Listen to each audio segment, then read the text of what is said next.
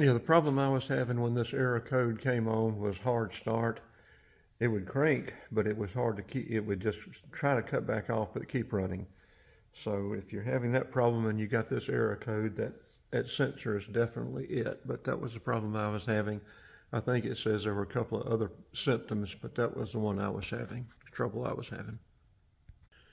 Hey, Express Van 2000, 2500, 5.7, L480E transmission, PO118 code. That light's not working. Let me get another one.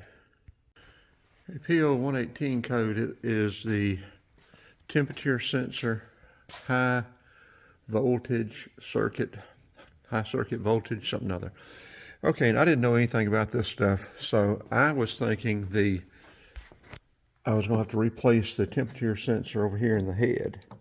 Now you can't see it hardly with the air cleaner on. Take the air cleaner off and that sensor is down there on the side of the head, but that is a one connector sensor. That sensor, which I found out, I didn't know this, is for the instrument cluster. There's another temperature sensor over here, right at the thermostat and the intake, right at the thermostat housing. It is for the ECM, and it is a two-prong sensor. And so what you need is a 10 millimeter, take your air cleaner off, a 5/16 for your mass airflow sensor. The whole body, you need to take it off so you can have access to it. Remove both of these connectors on it, and then it is down in there. It is a 3/4, and you can barely see it here. Yeah, I can't hold the light and the camera. But anyway, you'll be able to see it. It's right down in there. And it is a 3/4. It comes out pretty easy. You can get to it pretty easy. You may have to move that air conditioning line around a little bit, that air conditioning hose. But anyway, it comes out pretty easy. Shouldn't be too much trouble. It's not near as much trouble as I thought it was going to be. So if you're wondering about where it is, two connections, one connection, that's it.